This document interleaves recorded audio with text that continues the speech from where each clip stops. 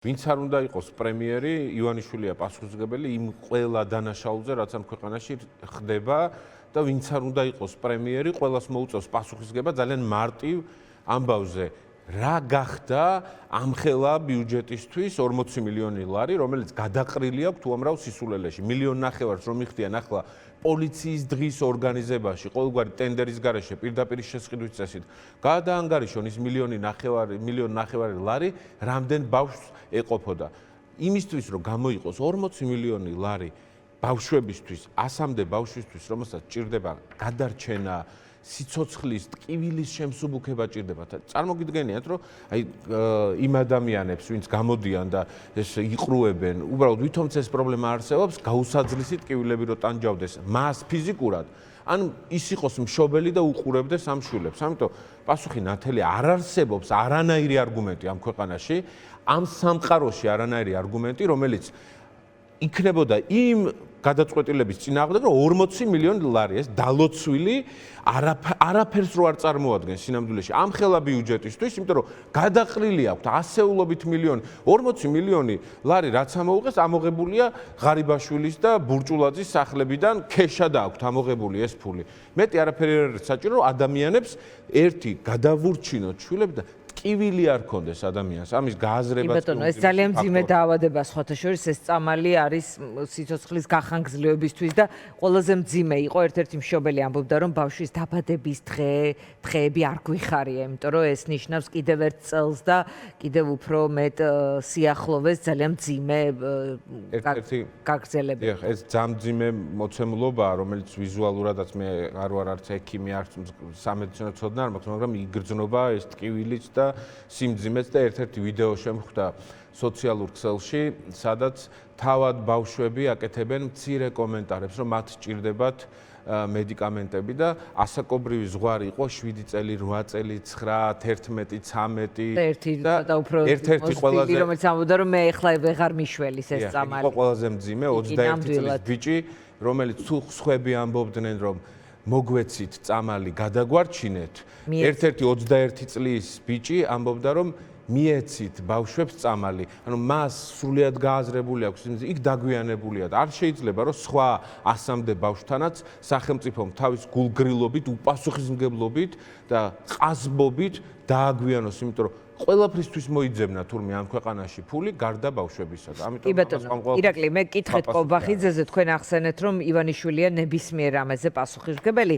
ამ ფორმულირების მიუხედავად არ გაჭირვებია ოცნებას, იქ გახარიესთვის 20 ივნისის პასუხისმგებლობა და კიდევ ერთი თემა, რომელიც საზღვართან დადგმულ საგუშაგოს უკავშირდება, ჩორჩანა, იქ ღარიბაშვილისთვის კორუფციაზე პასუხისმგებელი. ეს სტილიც არის მიმავალ პრემიერებს რაღაც ტვირთს კიდებენ და შემდეგ სამართლებრივ პროცესებშიც თარგმნიან. ამიტომ რატომ ფიქრობთ, რომ ახლა შეიძლება ეს არ გამოუვიდეს? მე მარტივი მოცემულობა ხელისუფლება შეიცვლება.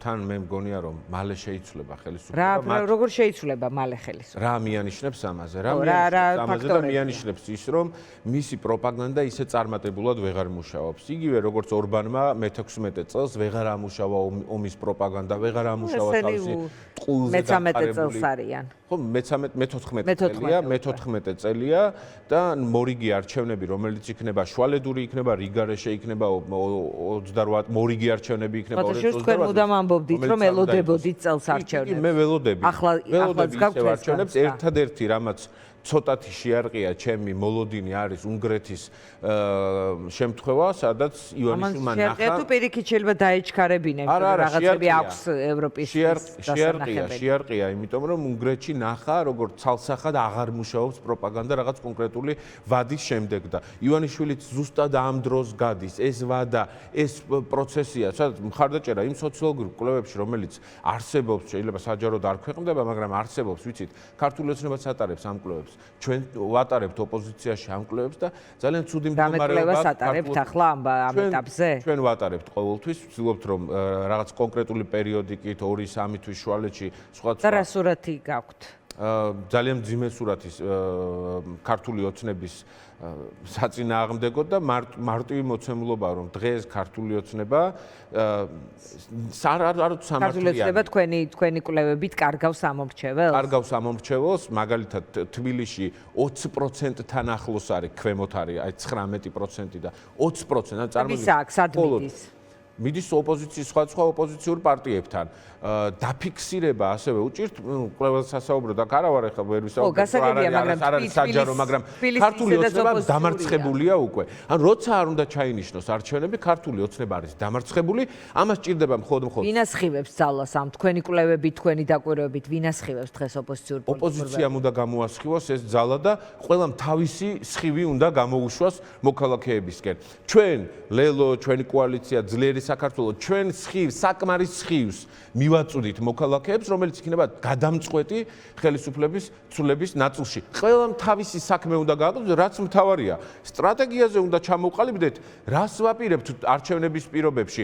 არჩევნებში მონაწილეობას აპირებენ სხვა ოპოზიციური პარტიები. ეს საინტერესოა სხვათა შორის. ჩვენი გადაწყვეტილება უკვე ნათქვამი მიღებული გვაქვს და ვამბობთ, ნებისმიერ არჩევნებში ნებისმიერი პირობებით. თუმცა აი ძალიან მნიშვნელოვანია. ჩვენ ვაპირებთ რამდენიმე მიმართულებით ბრძოლას. პირველი, ერთი არჩევნები მოსაპოვებელია, სამართლიანი არჩევნები მოსაპოვებელია, მეორე, არჩევნები დასაცავია შემდეგ და მესამე, სწრაფად არის დასარწმუნებელი საზოგადოება იმაში, რომ გაბედოს, შიში გადალახოს, გამოვიდეს და წინასწარ უნდა აჩვენო შენი მზაობა ხელისუფლებაში მოსვლის შესახებ, მათ შორის კომპეტენცია, მათ შორის იმ ნების გამოხატვით, რაც ჭირდება საერთოდ. ირაკლი, ელაპარაკებით სხვა პარტიებს, ანუ გააქვთ იმ ტიპის კომუნიკაცია, რომ თქვენი სტრატეგია გაქვთ ჩამოყალიბებული, რომ მიდიხართ ყველა არჩევნებზე, ყველა ბრძოლაში. ხომ ასეა? დიახ, გადაწყვეტილად. გადაწყვეტილად. კი ბატონო. გააქვთ თუ არა კომუნიკაცია სხვებთან? ისინი რას ფიქრობენ ამ თემაზე? თუ ფიქრობთ, რომ ამ ტიპის კომუნიკაცია არ გჭირდებათ, ან ასე ვთქვათ, არაფერს არ ცulis ახლა მათი აზრი? ყველაზე დიდი კრიზისი პარტიებს შორის კომუნიკაციის საკითხები არ არის. კომუნიკაცია ყოველთვის არსებობდა და იარსებებს. ჩვენ განსაკუთრებული კომუნიკაცია გვაქვს სხვა შესაძლო პარტნიორ პოლიტიკურ აქტორებთან, იქნებიან ეს პარტიები, სამოქალაქო მოძრაობები თუ პოლიტიკური ინდივიდები, რომლებიც არიან უპარტიოდ არსებული ჩვენს გარშემო, მათთან განსაკუთრებულად ინტენსიური კომუნიკაცია, შეხვედრები, მოლაპარაკებები გვაქვს, თუმცა კომუნიკაციის ყველაზე დიდი კრიზისი არის საზოგადოებასთან და მოქალაქეებთან, ჯამურად აი ესე უხეშად ვთქვათ, ამომრჩევლებთან. რატომ არის ეს კრიზისი? კრიზისი არის იმის გამო, რომ სატელევიზიო ველი არის ოკუპირებული ქართული ოცნების მხრიდან, სახელმწიფო არხების მხრიდან. მაგალითად, რატომ მე ბოლოს ვიყავი სახელმწიფო არხზე, მაგალითად ტელეკომპანია იმედი რო ავიღოთ 2016 თუ 17 წელს ბოლოს. როგორც სტუდენტი, ანუ ბევრად უფრო ნაკლებად ცნობა. ანუ მათ არხს, ეს თქვათ, გინდათ მათ ამორჩევრთალ, ცდომას აქვს ორი ხაზი.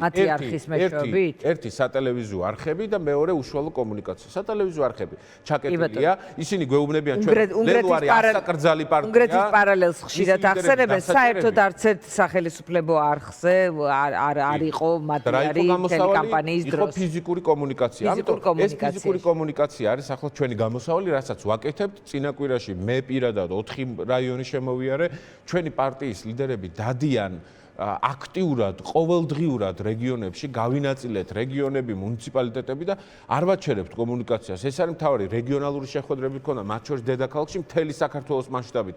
ჩამოვიყვანეთ ყველა საკრებულოს დეპუტატი, ყველა საკრებულოზე დავაყენეთ, მაგალითად უფასო კვების საკითხი სკოლებში, დავიბარეთ ჩინოვნიკები, მოვითხოვეთ ანტიკორუფციული კომისიების შექმნა საკრებულოში. ამ ბრძოლაში ვართ, ერთმანეთს ვამხნევებთ, ჩვენს წევრებზე მიმდინარეობს ძალიან მძიმე ზეწოლა, გაათავისუფლეს სამსახურიდან ათობით ჩვენი თანამებრძოლი, სკოლებიდან პედაგოგები, დირექტორები, ბაღების გაერთიანებიდან, სხვა შორის ერთ-ერთმა ჩვენმა კოლეგამ ბაღების გაერთიანების თანამშრომელმა, რომელიც დეპარტამენტის ხელმძღვანელი იყო და გაათავისუფლეს ბათუმიდან, მოიგო სასამართლო პროცესი. უკვე მეორე სასამართლო პროცესი, სხვათა შორის ის პირი, ვინც გაათავისუფლა ზიმლარ ბერიძე, ჩვენი თანამებრძოლი, დღეს ქართული ოცნების დეპუტატია ადგილობრივ წარმომადგენლობით ორგანოში. ამ ბრძოლაში ვარ და არ გავაჩერებთ ერთი წამითაც. იმიტომ რომ ამ ქვეყანას ჭირდება გადარჩენა და ამ გადარჩენისთვის რაც არის საჭირო, ყველაფერს გავაკეთებ. არჩევნები მოსაპოვებელი, არჩევნები დასაცავი და არჩევნების რწმენა უნდა დავაბრუნოთ, იმიტომ რომ ეს რწმენა როგორი არჩევნები, იმიტომ რომ არჩევნებზე მაგალითად ოპოზიციური ალიანსსაც უსაუბრია, თუმცა რაღაც მკაფიო პირობები არის, როგორ შეიძლება ამას უფრო მეც შეიძლება ვთქვათ პეტრეცის კარიშვილთან გავარკვევთ, რომ ეს თქვენ შემდეგ იქნება ჩვენი სტუმარი, თუმცა შეიძლება რაღაც მთავარი გადაწყვეტილების მიმღები პირი რამდენად არის ალიანსის შიგნით ამასაც გავარკვევთ, მაგრამ თქვენ რა ტიპის არჩევნებზე გახვალთ? ნებისმიერზე, იმიტომ რომ 2025-იც არ იყო ახლა რამე შეცვლილი, არც პატიმრები გამოშვებული და ასე შემდეგ. რა თქმა უნდა, არ იყო არაფერი შეცვლილი და მე არ ველოდები რომ რაიმეს ივანიშვილი გვაჩუქებს და შეცვლის. ივანიშვილი უნდა დაამარცხო ყველგან და ყველა შესაძლებლობით. თუ ვინმეს გონია, ძალიან მინდა ხოლმე რომ უფრო მეტი წავიკითხოთ სხვა ქვეყნების გამოცდილებაზე, მაგალითად უნგრეთის გამოცდილებაზე. უნგრეთის საარჩევნო სისტემა ისეთი ძალადობრივი იყო, ისეთი უსამართლო იყო, ისეთი უკანონობით და ალოგიკური ფორმულებით იყო გაჯერებული, წარმოუდგენელი იყო. გულწრფელობ საქართველოში ეგეთი საარჩევნო სისტემა არ არის. ანუ ის ბევრად უარესი იყო, ყველა თითოეული ხმა თუ წააგებდა კანდიდატი, იმის ხმაც კი ხელისუფლებას ეთულებოდა. ასეთი ალოგიკური ფორმულა არ არსებობს. თუმცა რა მოხდა?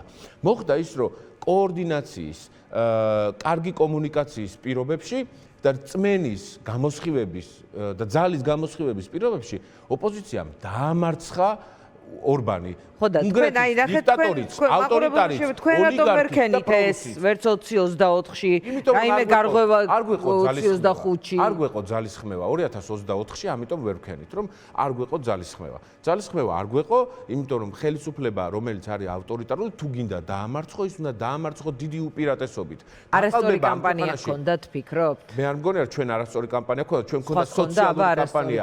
სხვებმა საკუთარ შეცდომებზე თავად იმჟელონ, როცა გეყოლებოდა. თქვენი მაქსიმუმი გააკეთეთ. ჩვენ მაქსიმუმი გავაკეთეთ, გავიზარდეთ 3ჯერ გავზარდეთ. 300%-ით გავზარდეთ. 25-მდე დაკარგეთ. ბატონო 25-ში დაკარგეთ. ვინ თქვა რომ დავკარგეთ? 25 წლის თვითმმართველობის არჩევნებში. ხო, თქვენ ამბობთ რომ დავკარგეთ? არა, თქვენ იგივე ხარდამჭერები. არა, ხო თქვით და თქვენ ფიქრობთ რომ დავკარგეთ, რა ზრისაფუძველზე ფიქრობთ რომ დავკარგეთ? 24-სა და 25-ის შორის პროცენტებში. აქტივობა გახსოვთ რა იყო? ძალიან ცუდი. ძალიან დაბალი. შეშთამბებით იმ დაბალი აქტივობის პირობებში ის ხმები რაც ავიღეთ მხოლოდ თბილისში 40,000 ხმა არის ძალიან მნიშვნელოვანი. და ნუ რა ვიცი, ნუ დაავიწყდება რომ ის ხალხი რომელიც არჩევნებზე მივიდა და 100,000-მდე ხმა მისა მხოლოდ ლელოს მისა 100,000-მდე ხმა 40,000-მა თბილისელმა მე დამიჭირა მაგალითად მხარი. ძალიან მნიშვნელოვანი და ღირებული მხარეა დაბალი აქტივობის პირობებში. და თუ ვინმეს გონია რომ ისინი არიან ამომრჩევლები, რომელსაც არაფერი არ უნდა ვკითხოთ, არა, ისინი არიან გამორჩევლად გონიერი და ეს არის წარმოუდგენელი ამომრჩეველი, დიანა. გამორჩეულად გონიერი ამომრჩეველი, რომელმაც დაინახა შესაძლებლობა და მე მათი მადლიერი ვარ, ამდენი თვის შემდეგაც და შემდეგაც მადლიერი ვიქნები. ამიტომ მნიშვნელოვანია, რომ ეს რწმენა, რომელიც წაართვეს მოქალაქეებს არჩევნების და ცვლილების რწმენა და რა ფორმულა შემოგთავაზეს, ვიბრძოლოთ, ვიყოთ, რა თქმა უნდა ვიბრძოლოთ, მაგრამ თავისით ჩამოიშლება ივანიშვილი. ვისჯერა თავისით როგორ ჩამოიშლება? არ არსებობს ეგეთ ავტორიტარები და დიქტატორები თავისით არ შლებიან. უნდა დაშალო მარტივმამრავლებად, როგორც გააკეთა უნგრეთმა, როგორც აქვს გაკეთებული სხვადასხვა ქვეყანაში და ეს გამოცდილება ნათელია. ამიტომ ჩვენ მთავარი მიზანი რა არის? უპირატესობა იმდენად დიდი უნდა მოვიპოვოთ ამ ბოროტების წინააღმდეგ, რომ ივანიშვილი დამარცხდეს არჩევნების გზით. არჩევნები რატომ არის სწორი გზა? იმიტომ რომ ეს არის სტაბილურობა, ეს არის ეკონომიკური განვითარება, ეს არის მშვიდობა, ისეთი გარდამავალი პერიოდი, რომელიც ამ ქვეყანას ჭირდება. გარდამავალი პერიოდი უნდა იყოს ისეთი, რომ ქვეყანა არ დაზიანდეს. ეს გრევა, უბედურება და თქვენ ახსენეთ, რომ 24-ში ძალისხმევა დავაკელითო და ასევე ყვებით, რომ თქვენ არ დავაკელით ძალისხმევა, უფრო მეტი გჭირდებოდა. კი ბატონო, უფრო მეტი გჭირდებოდა და ასევე ითვლით თქვენ პროცენტებს. ანუ ამ პროცენტებს, რომელიც 24-ში მიიღეთ, თქვენთვის არის სარწმუნო, იმიტომ რომ თქვენ მიერვე არ აღიარებულია ეს შედეგი და ამიტომ გახსენებთ ამას. ჩვენ რეალური შედეგი რა იყო, საბოლოოდ მაინც ვერ გავიგეთ, იმიტომ რომ იმოდენად დიდი შეკითხვები არსებობს იმ პროცესთან დაკავშირებით, მათ შორის ის 10,000-ობით თუ 100,000-ობით რაღაც პირადობები, ჩამორთმეული პირადობები და ასე შემდეგ. რატომ არ მოგვაწოდეს მაშინ და არც დღემდე არ გვაწოდიან ჩვენ ეგრეთ წოდებულ სამაგიდო სიებს? რატო არ გვაწოდებენ? იმიტომ რომ არ ვიცით ჩვენ ინფორმაცია, იქ ვინ მივიდა, ვინ მისცა ხმა, თორე ამის გამო გადამოწმა სამაგიდოსიებით მარტივად შეიძლება. ამიტომ ხო ჩვენ ამ ეტაპზე ვეყდობით იმ მონაცემებს, რაც გვაქვს. ყოველ შემთხვევაში ნაკლები ხო ვერ იქნებოდა. ხო, ნაკლები ვერ იქნებოდა, ამიტომაც ეს იყო არგუმენტი ჩემი მხრიდან, როცა ყველა პოლიტიკურ პარტიას მაშინ ძალიან კრიტიკულად ვუსვამდი კითხვას მანდატების ზე უარის დროს რომ ეს ხომ არის ზუსტად მინიმუმი ის რომ და ყველა ერთ-ერთი ერთი და იგივე წუხილი გაქვთ თქვენ და მე და იგივე პასუხები ეს იყო პასუხისგებლობის აღება და ეს პასუხისგებლობის აღება არის სწორი პოლიტიკური ნაბიჯი რომ მოქალაქეებს დაინახოს და ისევე წუხილი და პოლიტიკური ცხოვრებისთვის ქვეყანაში რომ მე ისევ დღის ამბები უნდა წამეყვანა ნებისმიერ მოქალაქემ უნდა დაინახოს რომ ეს პოლიტიკოსი არის მათთვის და არა საკუთარი თავისთვის და ეს ნაბიჯი აუცილებლად გადასადგმელი იყო რაც ლელომ გადადგა ისე რომ არც წარმიშველია და არც ახლა რა ქვია ლელოს სტრატეგიას ლელოს რისი ხმა არის ლელო იმ პირობებში როდესაც ჩვენ გვაქვს მოცემულობა ერთხელ ეს არის ხელისუფლება სახელმწიფო პარტია ქართული ოცნება არავინ იცის თქვენც ამბობთ რომ გაქვთ მოლოდინი რომ სადღაც არჩევნები შეიძლება ჩაინიშნოს არ არის გამორიცხული ნამდვილად და არის ოპოზიციური ალიანსი, რომელიც პოზიციონირებს, როგორც და ასეც არის 9 პარტიის ერთობა. აი ამ ორ მოცემულობას მიღმა რა ხდება? ვისი ხმა არის ლელო, იქ გახარიას გუნდია, არის იაგოს გირჩი, კიდე შეიძლება ბევრი პარტია, მაგრამ რაღაც მეტნაკლებად, ეს ვთქვათ, ლელო არის ქართული ხალხის ხმა, ოღონდ ამას არ ვამბობ რაღაცა ამორფული გაყინული წინადადების სახით. ქართველი ხალხის ხმა, იმ ხალხის ხმა, რომელიც დაღლილია კორუფციითაც, უსამართლობით, სიღარიბით, გაბრაზებულია ანაკლიის სპორტის ჩაგდებით, გაბრაზებულია იმით, რომ ხო ყველა ხელფასი გაიზარდა პენსიის გარდა. ამ დროს პენსია შესაძლებელი იყო, რომ დღეს 1000 ლარი ყოფილიყო. გაბრაზებულია იმით, რომ მილიონობით დოლარი ამოუღეს ჩინოვნიკებს სახლებიდან და 40 მილიონ ლარს ვერ გამოყოფენ იმისთვის, რომ ბავშვებს დაეხმარონ. თუ ყველაფერი გაბრაზებულია, აი ალიანსში რატომ არ შეიძლება მაგალითად და აი რატომ თქვენთან იპოვოს ნავსაყუდე? ამას აქვს თავისი გაგრძელება. ერთი მოთხოვნა არის სიახლეზე იმ ადამიანებზე, ვინც ხელისუფლებაში არ არის ნამყოფი და არ აქვს მძიმე დამღა და შეცდომები დაშვებული. მოთხოვნა არის შინაარსობრივ სტაბილურ და მათ შორის არაისტორიულ პოლიტიკურ პროცესზე, რომელსაც ლელო ატარებს ამ წლების განმავლობაში და მიუხედავად იმისა, რომ არც ერთ პროტესტს არ დავკლებივართ, არც ციხე აქვს ცდენია, არც სისხლის სამართლის საქმეები აქვს ცდენია, ჩვენ ყოველთვის ვამბობდით ძალიან მარტივ მოცემულობას, რომ ხელისუფლების ცვლილება უნდა მოხდეს მხოლოდ და მხოლოდ არჩევნების გზით.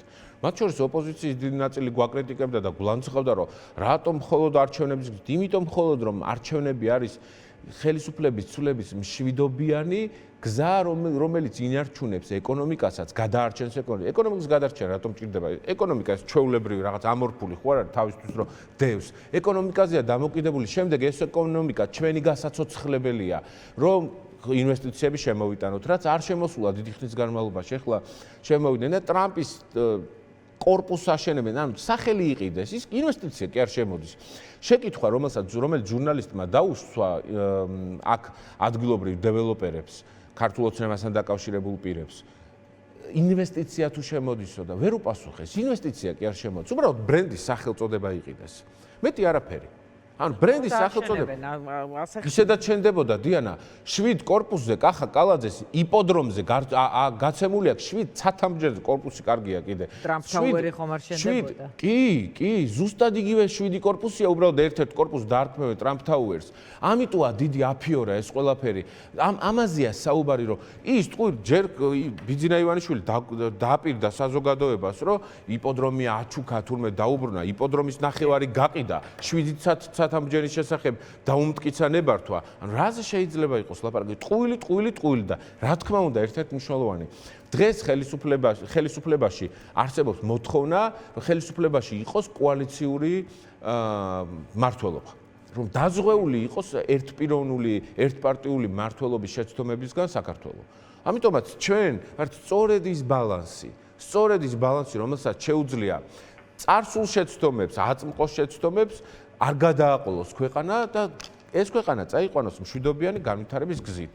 მათ შორის ააშენოს ანაკლია, მათ შორის 1000 ლარიანი პენსია გახადოს რეალისტური, მათ შორის უფასო კვების იდეა სკოლებში აქციოს საქმედ. დღეს რაც ხდება ახლა ჩვენ მეგობრებს, მაგალითად ჩემი კოლეგა დღეს ფიქრია ჩიხრაძე და თაკო ყორღანაშვილი იყვნენ საგარეჯოში. საგარეჯოში ერთ-ერთი პრობლემა რეგიონებში დავდივარ და მართლა ვიცი ყოველდღე ვინსად მიდის ჩემი თანამებრძოლი. სკოლა დაანგრიეს, ანუ ავარიულად გამოაცხადეს, კილომეტრებით სხვა სოფელში დაყავთ მოსწავლეები და ბავშვები. თანხა გაფლანგულია, არავის არ ეუბნება, როდის შეიძლება ბავშვებმა სწავლა განაახლოს. ამ დროს ფორმებიო, ახალი ლამაზი ფორმებიო. ფორმა საერთოდ არ შეიძლება იყოს ცუდი თავის მხრივ, მაგრამ როცა ბავშვი შიმშილობს სკოლაში, მასწავლებლები რომ ყვებიან ისტორიებს, რომ გონებას კარგავენ, მოსწავლეები სასწავლო პროცესის დროს გაკვეთილზე და ამ დროს ფორმები რო გინდა შემოიღო და მილიონები ამას გადაყარო. ამიტომ რომ ამით გადაღლილია ხალხი და ამას ჭირდება პასუხი. ირაკლი, ბოლოს მინდა ვიდრე დაგემშვიდობებით, აკრძალვის პარტიის აკრძალვის ახლა გამოტანის და ხელახლა შეტანის დროს ახანგრძლივებენ თქვენი დაკვირვებაც ეს არის? კი, ერთადერთი დაკვირვება რაც შეიძლება იყოს და არ უნდა თქვენი გაუქმება და უბრალოდ რაღაც თამაშობენ. ვერ ბედავენ, იმიტომ რომ ეს შეიძლება იყოს კიდევ უფრო სხვა პროცესებისკენ უბიძგოს ერთი ქვეყანაში მოქალაქეებს, მეორეს მხრივ საერთაშორისო პარტნიორებს და ეს არ ჭირდება გადახტნენ და ეხლა ვეღარ ბედავენ გადაწყვეტილების მიღებით.